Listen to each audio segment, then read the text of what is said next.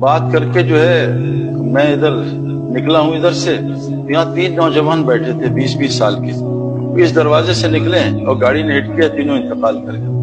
ان کا آخری بیان تھا، آخری دفعہ وہ بیان سن رہے تھے، اس لیے بیٹا یہ کیمرہ بند کر پلیز، جزاک اللہ۔ حضور صلی اللہ علیہ وسلم نے فرمایا ہر نماز کو آخری نماز سمجھ کے پڑھا۔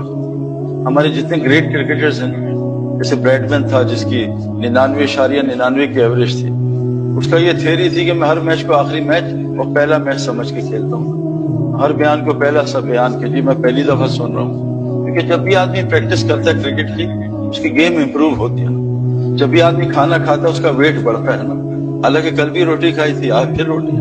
یہ دعوت کا کام جو ہے نا، یدون الی الخیر، یہ سب سے پہلا کام ہے جس سے آگے کام صحیح ہوتا ہے۔ لیکن دعوت کا مسئلہ یہ ہے کہ دعوت میں ایک ہی بات کی جاتی ہے، دو نہیں کی جاتی۔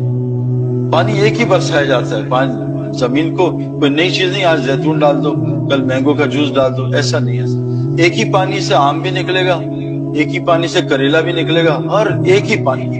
ہم حرم میں بیٹھے ہوئے تھے، نوجوان آئے تو میں تو بہت خوش ہوتا ہوں لوگ سوال کریں نا، تو جو اللہ تعالیٰ بتا دیتا وہ بتا دیتا ہوں۔ اس سے سوال کیا کہ سعید بھائی یہ تبلیغ والے 6 نمبر کچھ اور بھی تو بیان کریں۔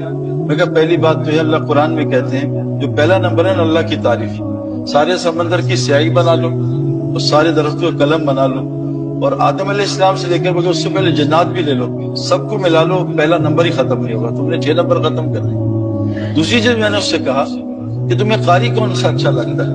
اسے مجھے سدیس بہت اچھا لگتا ہے۔ میں کبھی سدیس عشاء پڑھائے گا، اس سے کہنا شیخ سدیس میں 20 سال سے آ رہا ہوں تمہیں سننے، تم ہر نماز میں سورہ فاتحہ سناتے ہو، اس کو بدلتے کیوں نہیں ہو؟ کبھی جنید جمشید کی نعت سنا دو، کبھی کچھ اور سنا، ایک ہی سورہ فاتحہ، ایک ہی رکوع میں وہی تسبیح، ایک ہی سجدہ میں وہی، ایک ہی بیٹھ کے جلسے میں اتحیات۔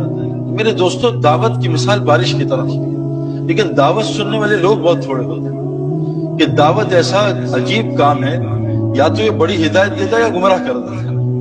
جس پہ بڑھتا ہے نا پانی، یا تو پانی زمین کو تباہ کرتی ہے، جیسے ابھی پانی نے ہماری زمین کو فیصلہ وہ سندھ و بلوچستان کو تباہ کی، یا زمین کو بنا دیتی ہے، ہرا بھرا کر دیتی۔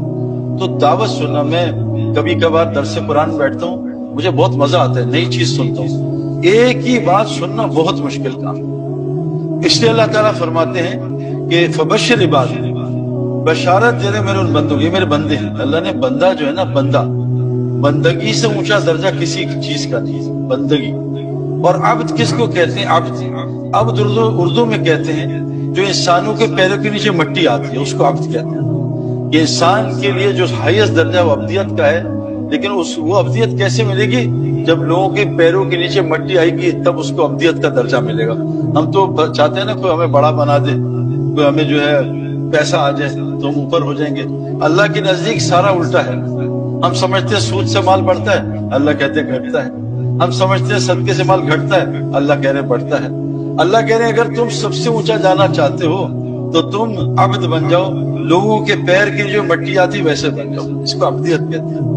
تو اللہ فرما رہے ہیں فبشر عباد، بشارت دے دو میرے بندوں کو، الذین یستمعون القول، جو بات کو بڑی دھیان سے سنتے ہیں، ویتبعون احسنہ، اور ان میں سب سے اچھی بات کی اتباع کرتے ہیں۔ اور قرآن میں اور حدیث میں ہر جگہ سب سے اچھی بات کس کی ہے؟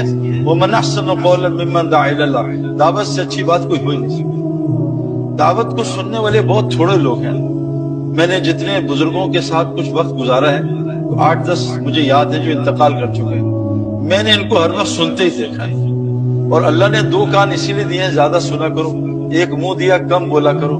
آج مزاج الٹا ہو گیا ہے، بولنا بہت ہو گیا، سننا کم ہو گیا۔